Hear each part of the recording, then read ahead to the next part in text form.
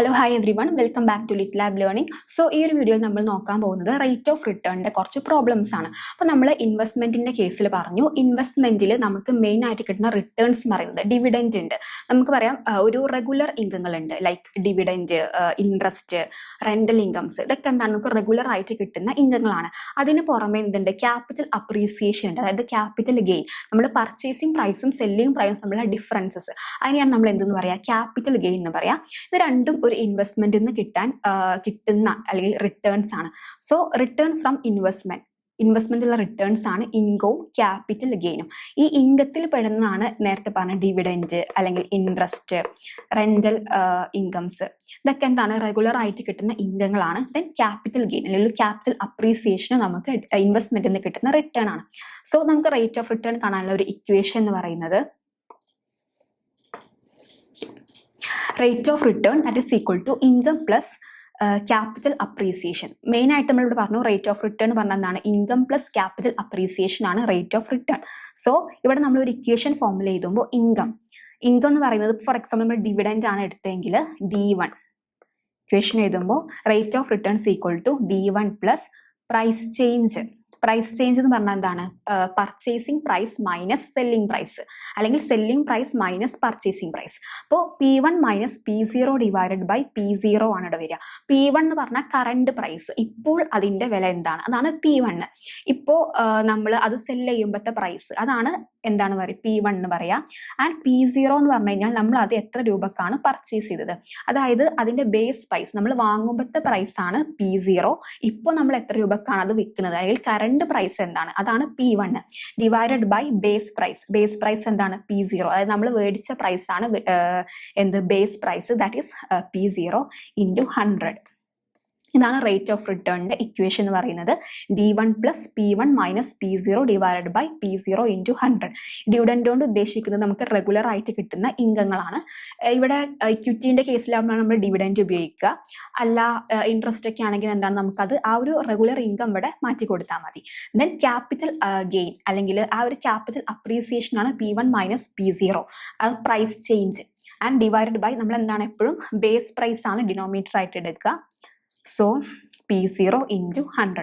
അങ്ങനെ നമുക്കൊരു റേറ്റ് കിട്ടും. ഈ ഒരു റേറ്റ് ഇത്ര പെർസെൻറ്റേജ്, അതാണ് നമ്മുടെ റേറ്റ് ഓഫ് റിട്ടേൺ. ഓക്കെ, ഒരു പ്രോബ്ലം നോക്കാം. പ്രൈസ് അറ്റ് ബിഗിനിങ് എന്ന് പറയുമ്പോൾ എന്താണ്, അത് P0 ആണ്. Okay, price at beginning 140 and price at end that is P1 is 160 and the holder receives a dividend of ₹8 per share and calculate rate of return. അപ്പോൾ നമുക്ക് ഈ equation apply ചെയ്യാം. Rate of return എന്ന് പറയുന്നത് എന്താണ്, D1 plus P1 minus P0 divided by P0 into 100.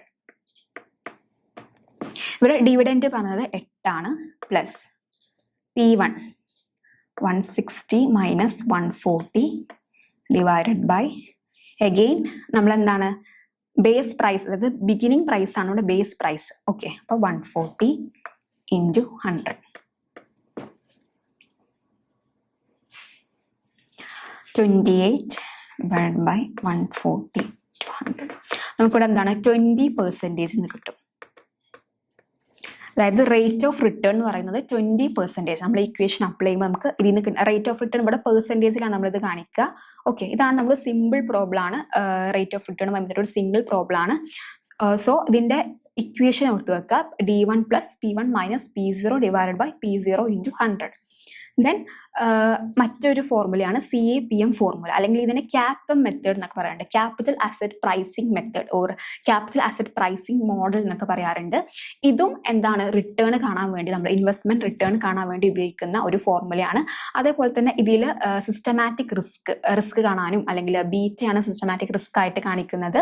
So beta അല്ലെങ്കിൽ systematic risk കാണാനും ഉപയോഗിക്കുന്ന ഫോർമുലയാണിത്. സോ ഇതിൽ നമുക്ക് ആ ഒരു റിട്ടേണും റിസ്ക്കും തമ്മിലുള്ള റിലേഷൻ മനസ്സിലാക്കാൻ പറ്റും. അപ്പോൾ റേറ്റ് ഓഫ് റിട്ടേൺ ഇവിടെ പ്രോബ്ലം പറയുന്നത് R പറയുന്ന rate of return RF plus beta into RM minus RF. RF എന്ന് പറയുന്നത് എന്താണ്, റിസ്ക് ഫ്രീ റേറ്റ് ആണ് RF. ദെൻ ബീറ്റ ബീറ്റ എന്ന് പറഞ്ഞാൽ എന്താണ്? സിസ്റ്റമാറ്റിക് റിസ്ക് ആണ് ബീറ്റ. മാർക്കറ്റ് റിട്ടേൺ ആണ് RM. Then again risk free rate ആണ് RF. And rate of return കാണാനുള്ള ഇക്വേഷൻ ആണ്. ഇവിടെ റിട്ടേണും ബീറ്റയിൽ സിസ്റ്റമാറ്റിക് റിസ്ക്കും വരുന്നുണ്ട്. അപ്പോൾ ആ റിസ്ക് റിട്ടേൺ തമ്മിലുള്ള റിലേഷൻ നമുക്കിവിടെ മനസ്സിലാക്കാൻ പറ്റും. അതായത് റിസ്ക് കൂടുന്തോറും റിട്ടേൺ കൂടുന്നുണ്ടോ എന്നറിയാനൊക്കെ നമുക്ക് എന്ത് ചെയ്യാൻ പറ്റും? CAPM ഫോർമുല അല്ലെങ്കിൽ CAPM മെത്തേഡ് നമുക്ക് യൂസ് ചെയ്യാൻ പറ്റും. സോ ഒരു പ്രോബ്ലം നോക്കാം. What is the required return on the shares if the return on the market is 11%? Market return, that is RM. RM is 11%. Then risk-free rate is 6%. Risk-free rate means RF. RF is 6%.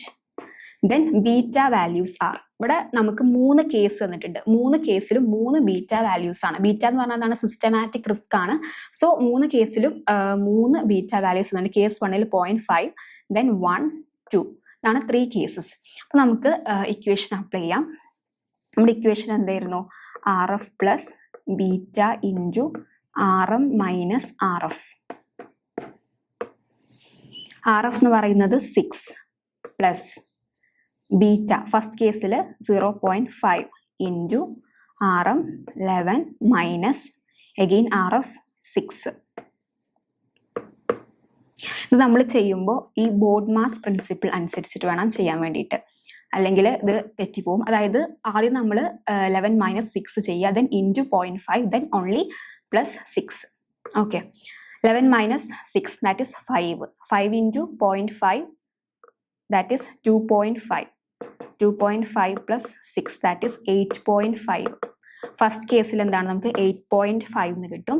And second കേസിൽ എന്താണ്? ഇവിടെ 1 ആണ് വരിക. അതായത് 5 into 1 5 plus 6 that is equal to 11%. Second കേസിൽ 11%. Third കേസിൽ 5 into 2 10, 10 plus 6 16%.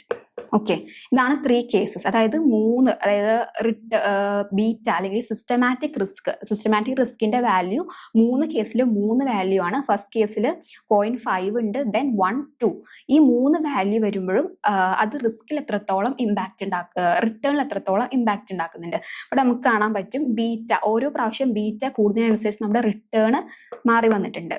ഇവിടെ answer കാണിക്കാം. Rate of return in each cases. Case 1ൽ എന്തായിരുന്നു? ബീറ്റ 0.5 ആയിരുന്നു, അപ്പോൾ റിട്ടേൺ 8.5. രണ്ടാമത്തെ കേസിൽ ബീറ്റ അതായത് റിസ്ക് കൂടിയപ്പോൾ റിട്ടേണും കൂടി, 11% ആയി റിട്ടേൺ കൂടി. ആൻഡ് തേർഡ് കേസിൽ ബീറ്റ അല്ലെങ്കിൽ സിസ്റ്റമാറ്റിക് റിസ്ക് വീണ്ടും കൂടി. റിസ്ക് കൂടുന്നതിനനുസരിച്ച് എന്താണ്? നമുക്കിവിടെ റിട്ടേൺ കൂടുതലായിട്ട് കാണാൻ പറ്റും. ആ ഒരു റിലേഷൻ, റിസ്ക്കും റിട്ടേൺ തമ്മിലുള്ള ആ ഒരു റിലേഷൻ നമ്മൾ റിസ്ക് റിട്ടേൺ ട്രേഡ് ഓഫ് എന്ന് പറയാം. അപ്പോൾ നമ്മൾ എത്രത്തോളം ഇൻവെസ്റ്റ്മെന്റിൽ റിസ്ക് എടുക്കുന്നു അത്രത്തോളം നമ്മുടെ റിട്ടേൺ കൂടാനുള്ള ചാൻസ് ഉണ്ട് എന്നുള്ളതാണ് ഈ ഒരു റിസ്ക് റിട്ടേൺ ട്രേഡ് ഓഫിലൂടെ നമുക്ക് മനസ്സിലാക്കാൻ പറ്റുക. Okay, thank you.